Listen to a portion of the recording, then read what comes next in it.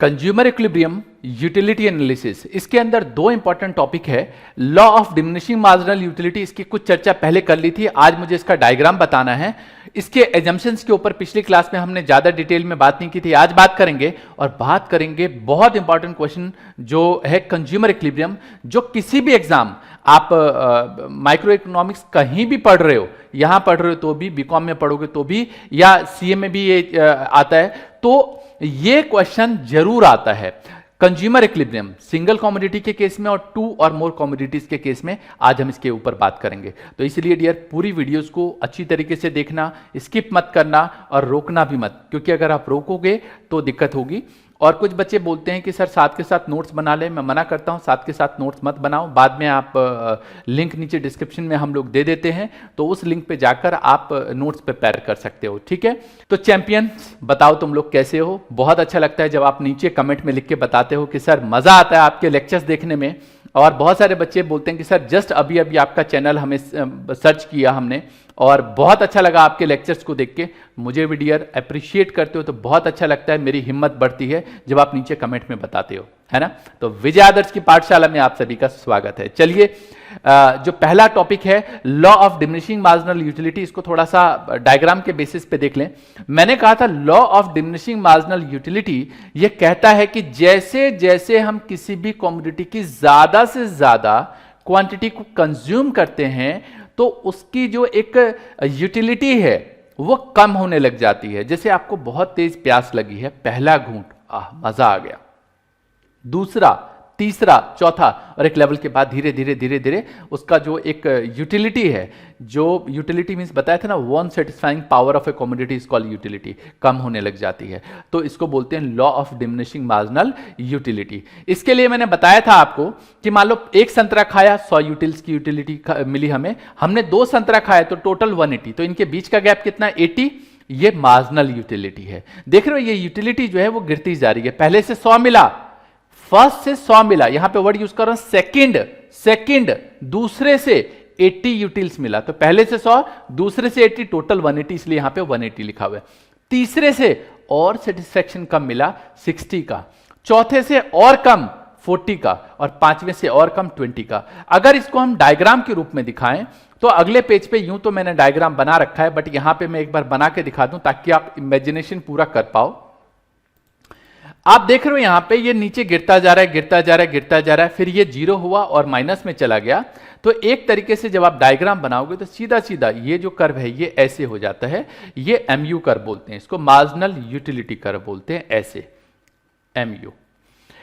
इस पॉइंट से ऊपर जो है ये पॉजिटिव होता है। पीछे जब हमने TU और MU के बीच में रिलेशनशिप बताया था तब बताया था, यहां पे 0 हो जाता है और यहां पे नीचे नेगेटिव हो जाता है। यहां पे देख सकते हो, अगर मैं यहां पे देखूं तो 1 पे 100 है, तो आप चाहो तो बनाओ, तो ऐसे बना सकते हो कि 1 पे भाई 100, तो यहां पे हमने MU लिखा 1 पे 100, तो ये 1 पे 100 है। फिर 2 पे यहां पे 80 है, तो ये 2 पे देखो गिर गया, और ये देख सकते हो नीचे ये 2 पे ये 80 हो गया, है ना। इसी तरीके से आप 3 पे देखोगे तो 3 पे और कम हो गया। तो कुछ बच्चे मुझे बोलते हैं सर ये सीधी लाइन खींच के ये बनाना ठीक है या डॉट लगा लगा के। देखो डियर, एग्जाम में इतना टाइम नहीं मिलता आपको कि आप डॉट लगा लगा के फिर ये लाइनें खींचो। तरीका तो यही होता है कि ये वाली जो लाइन है, ये वाली जो लाइन है वो बाद में खींचो, पहले आप ये बना लो, फिर इनके डॉट लगा लो। लेकिन ये तरीका इसलिए ठीक नहीं बोलता क्योंकि इसमें टाइम जाता है, ठीक है। और जब आपको पता चल गया कि 2 + 2 4 है, तो बार बार प्लस करके दिखाने की जगह सीधा 2 + 2 4 लगा दो। वही बात यहां, जब मुझे पहले से पता डायग्राम ऐसा ही बनेगा तो फिर मैं उसको डॉट लगा के क्यों बनाऊं। जैसे 10th में आप बनाते थे तो डॉट लगा के बिल्कुल नहीं बनाना। सर मार्क्स तो नहीं कटेंगे, किस बात के मार्क्स कटेंगे भाई, किस बात के मार्क्स कटेंगे, कोई पहली बार तो नहीं पढ़ा रहा है ना, तो घबराने वाली बात नहीं है। तो इसलिए इस तरीके से आप देख सकते हो। तो इसको मैंने अगले पेज पे थोड़ा सा सुंदर तरीके से प्रेजेंट किया है, ये देख सकते हो यहां पे। चलो जरा मैं एक बार इसको मिटा देता हूं तो आपको और आइडिया लगेगा। ये जो देख सकते हो आप, ये जो कर्व देख रहे हो, ये जो कर्व है ये अपना है MU कर्व। इस पॉइंट से ऊपर MU पॉजिटिव है, इस पॉइंट पे MU 0 है, और इस पॉइंट से नीचे नेगेटिव हो गया। अगर हम इसको देखें तो ये 1 पे 100 है, देख रहे हो, ये 1 पे 100 है, मतलब 100 यूटिल्स की यूटिलिटी है। जैसे ही हमने दूसरा संतरा खाया, यूटिलिटी और गिर गई 80 से 100, मतलब सॉरी 100 से 80 हो गया, और तीसरे पे 80 से 60 हो गया और कम हो गया, तो यूटिलिटी जो है ये गिरती जा रही है। क्या हो रही है जी? यूटिलिटी गिरती जा रही है।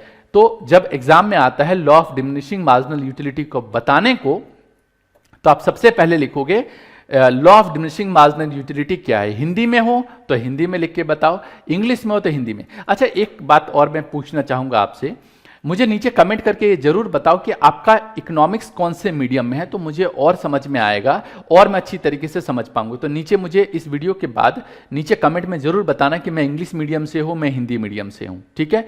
दूसरी बात, आप अपनी लोकेशन भी बताओगे, मुझे अच्छा लगेगा कि आप कहां से हो, आपका बोर्ड कौन सा है, आप यूपी बोर्ड से हो, आप एमपी बोर्ड से हो, आप महाराष्ट्र बोर्ड से हो, आप सीबीएसई बोर्ड से हो, तो मुझे समझ में आएगा, ताकि मैं उन बोर्ड्स का सिलेबस भी देख सकूं। एक बच्चे ने मुझे नीचे कमेंट में भी लिखा था कि सर मेरा जो सिलेबस है वो सीबीएसई से बहुत ज्यादा डिफरेंट है, बट मैंने आपको बोला कि डियर कुछ भी डिफरेंट नहीं है, 90% सिलेबस सेम है। बोले तो 100% वो चीज हो सकता है हम 11th में पढ़ाते हैं वो 12th में हो, ज्यादा बस यही हो सकता है, इससे ज्यादा नहीं हो सकता, ठीक है। या वो चैप्टर हम 12th में पढ़ाते हैं और वहां पे 11th में हो, इसके अलावा कोई फर्क नहीं है डियर। इतना लंबा टाइम हो गया पढ़ाते हुए, सारे बोर्ड्स का सिलेबस हम देख चुके हैं, बट फिर भी अगर हो तो आप अपना सिलेबस नीचे कमेंट में जरूर बताओ कि सर ये चैप्टर्स है मेरे में, तो मैं समझ पाऊंगा, ठीक है।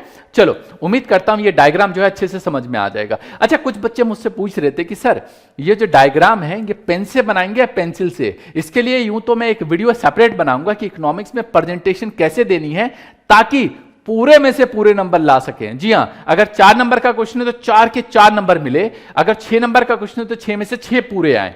तो पूरे में से पूरे मार्क्स कैसे आए, इसके लिए एक सेपरेट वीडियो बनाऊंगा, बट शॉर्ट में बता दूं, ये पूरा का पूरा डायग्राम आपको पेंसिल से बनाना है। सर पेंसिल से बनाना है? हाँ सर, ये जो साइडों में लिखना है वो किससे लिखेंगे? पेन से।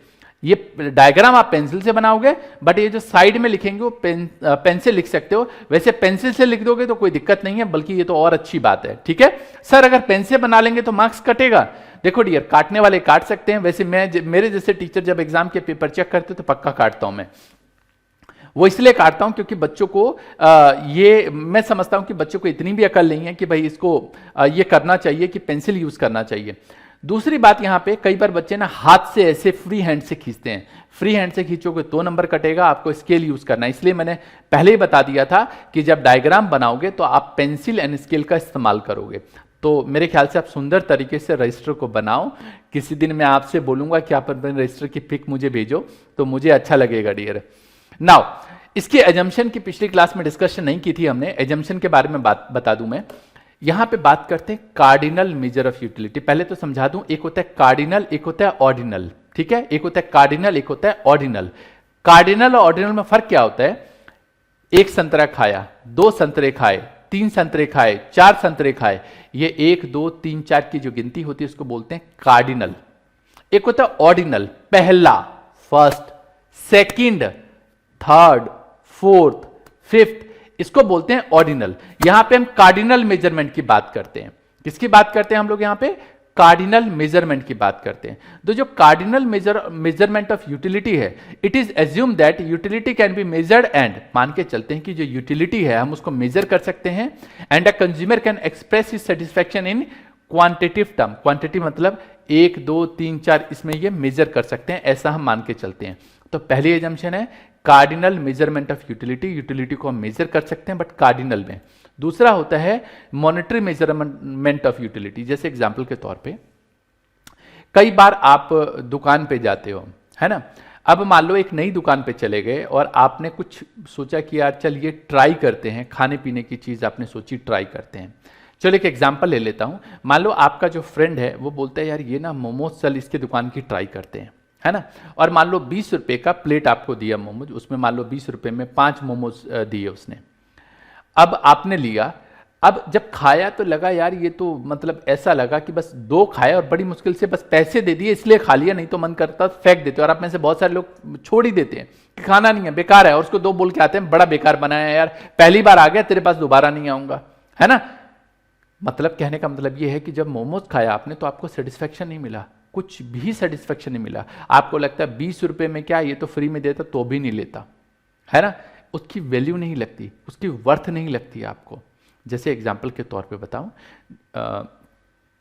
बहुत सारे पेरेंट्स हमारे जो लेक्चर्स हैं वो ऐसी सर्च करते करते हमारे यूट्यूब चैनल पे आ जाते हैं, और जब देखते हैं ना तो मतलब उनकी मतलब एक तरीके से एक्सपेक्टेशन जो है वो ऐसा हो जाता है, कहते हैं ऐसा भी हो सकता है क्या, ऐसा भी कोई टीचर आता है, कमेंट आता है हमारे पास, तो बोलते हैं कि ऐसा भी कोई बंदा पढ़ा सकता है कि कितनी शिद्दत के साथ पढ़ा रहा है बंदा, ऐसा कमेंट वो लोग करते हैं। बाद में मुझे बोलते हैं सर आपके लेक्चर हमने देखे और मुझे ये लेक्चर चाहिए, तो हम बता देते हैं कि आप हमारी वेबसाइट से जाकर ले सकते हैं, या एक मोबाइल एप्लीकेशन भी आज हमने मतलब अभी जस्ट प्रिपेयर किया है, तो वहाँ पे भी हमने जानबूझ के फ़ीस जो है उसकी कम रखी है, मतलब इतनी रखी है कि आप किसी ट्यूशन में जाते हो तो 2 महीने 3 महीने की फ़ीस के बराबर ही हमने बस उसकी फ़ीस रखी है मेंटेनेंस चार्ज के तौर पे, अदरवाइज एक तरीके से समझो तो फ्री सेवा ही है। तो वो जब लेक्चर लेते हैं तो कहते हैं सर ये जो लेक्चर मिला ना वो ऐसा है कि शायद हमें मतलब हमने कभी एक्सपेक्ट ही नहीं किया, तो कहते हैं सर जो हमने फीस पे की है शायद जो आप नॉलेज दे रहे हैं उस फीस के बराबर तो कुछ भी नहीं है, क्योंकि वो मैं इसलिए जानता हूं डियर, क्योंकि जो मेरी सर्विसेज हैं उस सर्विस जो मैं पढ़ा रहा हूं उस पढ़ाने के लिए आपको मैं यही सर्विस फ्री में दे रहा हूं, लेकिन वही सर्विस कोई सिंगल बच्चा 1-to-1 पढ़ता है तो उसके हम बहुत हाई चार्जेस आवर बेस पे चार्ज करते हैं, मैं पर्सनली चार्ज करता हूं, है ना। तो यहां पे अगर मैं बोलूं तो मॉनेटरी टर्म्स में देखूं तो उनको बहुत मजा आता है, उनको लगता है वाह यार बहुत मजा आ गया, है ना। तो उनको लगता है जो हम फीस पे कर रहे हैं उसके बदले जो हमें मिल रहा है उसकी तो मतलब ऐसा है कि अगर ये ज्यादा चार्जेस ले लें तो भी हम दे सकते हैं, मतलब ऐसा लगता है। चलो एक एग्जांपल और बताता हूं मैं। जैसे मान लो आपने किसी की दुकान की मोमोज खाई और उसने 25 रुपए में 5 मोमोज आपको दिए, बट खाया ना इतना टेस्टी लगा, इतना टेस्टी लगा कि आपको लगा यार 25 की जगह 30 भी लेगा ना तो भी दे देंगे, बहुत टेस्टी है, पैसा वसूल। क्या बोलते हैं आप उसको? पैसा वसूल। मॉनिटरी मेजरमेंट ऑफ यूटिलिटी बोलते हैं इसको, ठीक है। मनी मेजरमेंट एक तरीके से कहते हैं कि यार मनी मेजरमेंट है ये। नाउ कॉन्टिन्यूअस कंजम्पशन, मैंने बोला था मान लो पानी का पहला घूंट आपने पिया और आपका दोस्त आता है छीन लेता है आपसे एकदम से ही, तो कैसा लगता है? गुस्सा बहुत आता है, मन करता है कत्ल कर दो उसका, है ना। मतलब प्यास घटने की बजाय बढ़ और जाती है।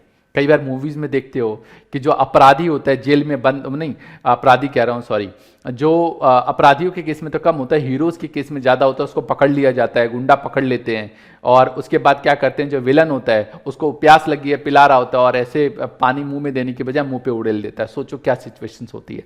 यहां पे बात करें हम कॉन्टिन्यूअस कंजम्पशन की, कि कंटिन्यू कंज्यूम करें, यानी कि पहला निवाला खाया उसके बाद छोड़ दिया तो घटने की बजाय बढ़ जाएगा। तो तीसरा पॉइंट है कॉन्टिन्यूअस कंजम्पशन होना चाहिए। चौथा यहां पे रैशनल मतलब एक तरीके से मान के चलते हैं कि जो कंज्यूमर है वो रैशनल होना चाहिए। क्या होना चाहिए? रैशनल। उसको ये बात पता है कि जो मैं पैसे खर्च कर रहा हूं उससे जो मुझे मिलेगा उससे मुझे मैक्सिमम सेटिस्फेक्शन मिलेगा, ये मान के चलते हैं, ठीक है। तो कंज्यूमर जो है वो रैशनल है, ये मान के चलते हैं। और पांचवी बात, जो फिक्स इनकम है, मतलब मान के चलते हैं कि जैसे अब एग्जाम्पल के तौर पे वो 25 रुपए प्लेट है, लेकिन अचानक ही वो मान लो कि 35 रुपए प्लेट कर दे, तो आपको लगता है कि आप खा पाओगे या लोगे? आप कहोगे नहीं यार 25 की जगह 30 तक तो समझ में आता है लेकिन 35 तक समझ में नहीं आता। तो ये कहा जाता है कि कंज्यूमर की इनकम फिक्स होनी चाहिए और जो सामान का प्राइस है वो भी फिक्स होना चाहिए, उसमें बदलाव नहीं होगा। अगर बदलाव होगा तो कंज्यूमर का जो सेटिस्फेक्शन लेवल है वो कहीं और चला जाएगा, वो हम आगे बात करेंगे। तो 5 के 5 पॉइंट मेरे ख्याल से अच्छी तरीके से समझ लिया। सर एग्जाम में अगर आप पूछते हैं law of diminishing marginal utility तो क्या लिखना है इस एजम्पशन को? हाँ, बट पॉइंट में लिखना है। मतलब मैंने तो इसको डिटेल में बताया, बट आप सीधा 1 2 3 4 5 पॉइंट लिख देंगे, ठीक है।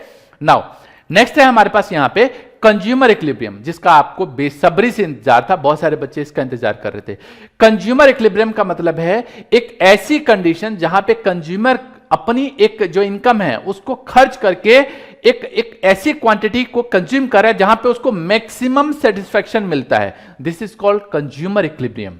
तो consumer equilibrium refers to a situation when a consumer is having maximum satisfaction, उसको एक मैक्सिमम सेटिस्फैक्शन मिल रहा है with limited income and has no tendency, point to be noted, no tendency to change the way of existing expenditure. मतलब जितनी quantity वो consume कर रहा है वो उतनी ही खाएगा और उसको चेंज करना नहीं चाहता।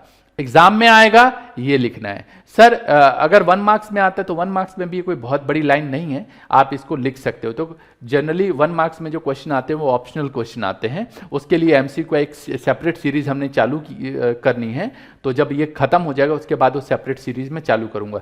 इसलिए कहता हूं डियर जुड़े रहो, लास्ट तक वीडियो देखो, पता नहीं कौन सी बात मैं कम बोलूं और कौन सा सरप्राइज आपको कब मिल जाएगा। और जैसा मैंने बोला था कि मैंने प्रॉमिस किया था कि पूरे का पूरा अच्छी तरीके से पढ़ाऊंगा वो मैं अपना प्रॉमिस पूरा कर रहा हूं, बट आपको अपना प्रॉमिस पूरा करना है। मेरे से वादा जो आपने किया था कि अच्छे से पढ़ेंगे और कुछ करके दिखाएंगे, वो मुझे चाहिए। टॉपर बन के रहना है आपको और चैंपियन बनना है इकोनॉमिक्स में, ध्यान रखना, ठीक है। तो चलो, कंज्यूमर इक्विलिब्रियम मैं बता रहा था, एक ऐसी कंडीशन जहां पे कंज्यूमर को मैक्सिमम सेटिस्फेक्शन मिलता है और अपनी इनकम से जो खर्चा कर रहा है उस लेवल पे जो कमोडिटी कंज्यूम कर रहा है उस कमोडिटी को बिल्कुल भी चेंज नहीं करना चाहता, जितना कंज्यूम कर रहा है उतना ही करना चाहता है। मैंने यहाँ पे सेंटेंसेस लिख दिए हैं तो आप उसको नोट कर लेना बाद में।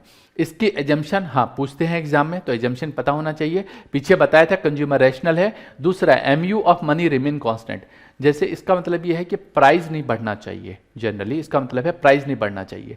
कहने का मतलब यह है कि जितने रुपए में हम पहले सामान खरीद सकते थे उतने ही रुपए में हम अभी भी सामान खरीद सकते हैं, इसलिए बोलते हैं MU of money remain constant.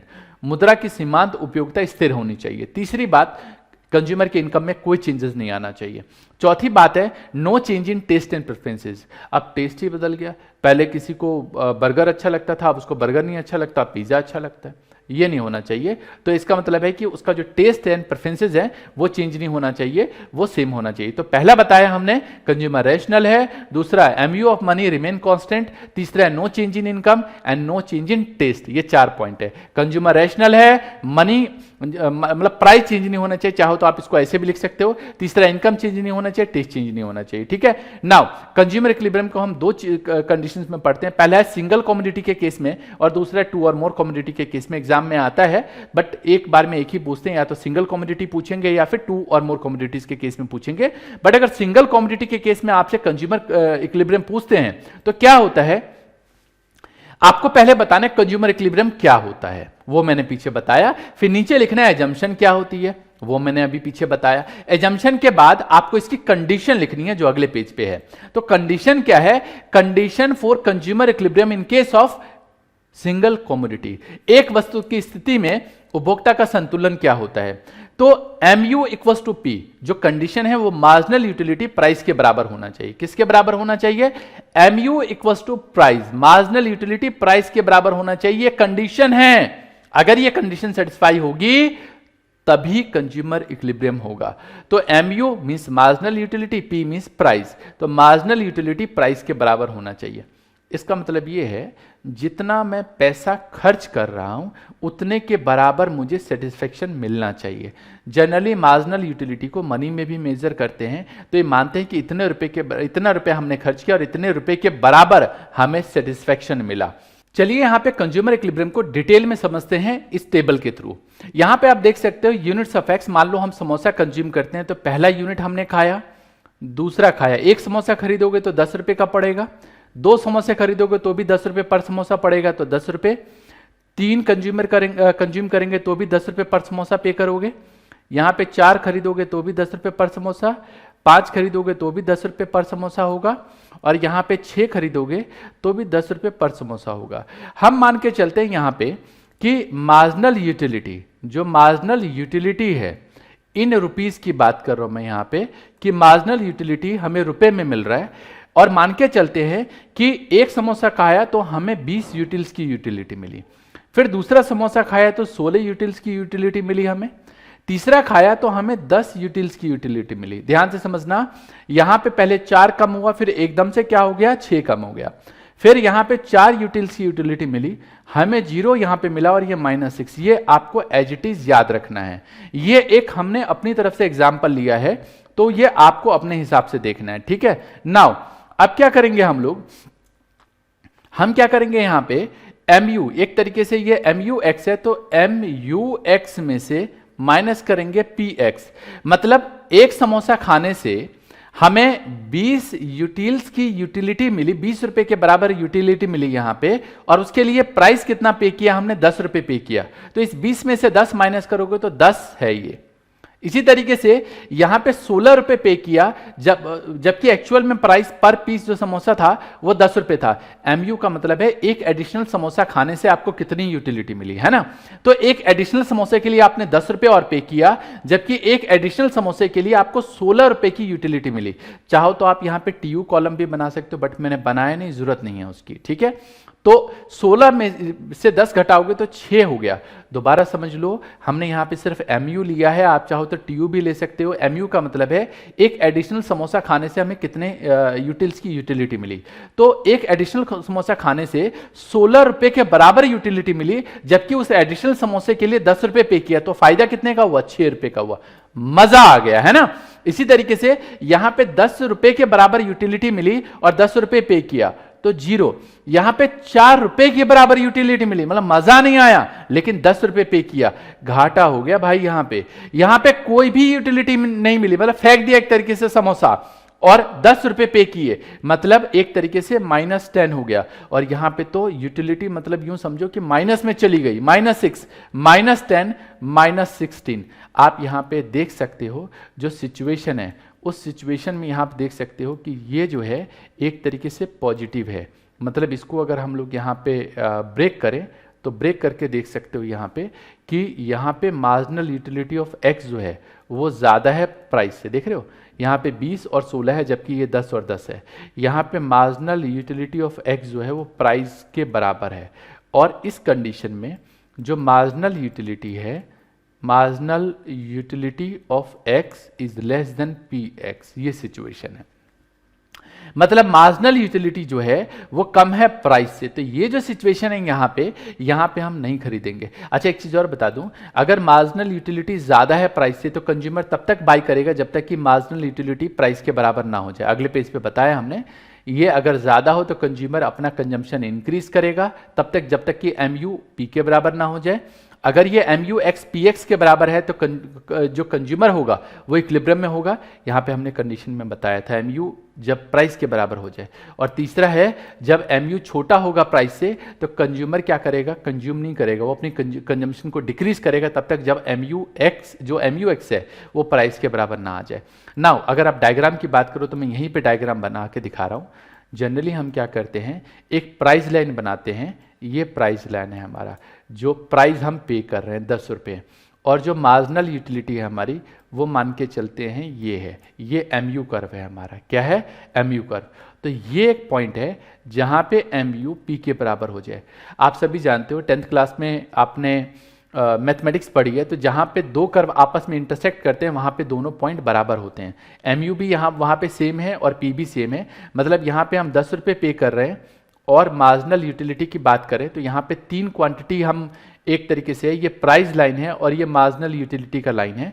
तो मार्जिनल यूटिलिटी भी 10 है और एक तरीके से, मतलब एक तरीके से यूँ समझो कि यहाँ पे मार्जिनल यूटिलिटी और प्राइस दोनों बराबर है, दोनों सेम है। तो यहाँ पे हम 3 क्वांटिटी अगर कंज्यूम करते हैं तो ये दोनों बराबर है और कंज्यूमर यहाँ पे इक्विलिब्रियम में होता है। कहाँ पे कंज्यूमर इक्विलिब्रियम में होता है? यहाँ पे। ये इसका डायग्राम है। इसको मैंने अगले पेज पे थोड़ा सुंदर सा बनाया है तो वो दिखा देता हूँ। देखो, इस वाले पॉइंट पे कंज्यूमर इक्विलिब्रियम में है क्योंकि एमयू एक्स प्राइस के बराबर है। इससे ऊपर कंज्यूमर पॉजिटिव है एमयू एक्स, और यहाँ पे नीचे एक तरीके से नीचे गिर रहा है, कम है, बट कंज्यूमर यहाँ पे इक्विलिब्रियम में है। समझ गए? हम यहाँ पे एमयू जीरो की बात नहीं कर रहे। फिर दोबारा बता दूं, यहाँ पे कुछ बच्चे कंफ्यूज हो रहे हैं।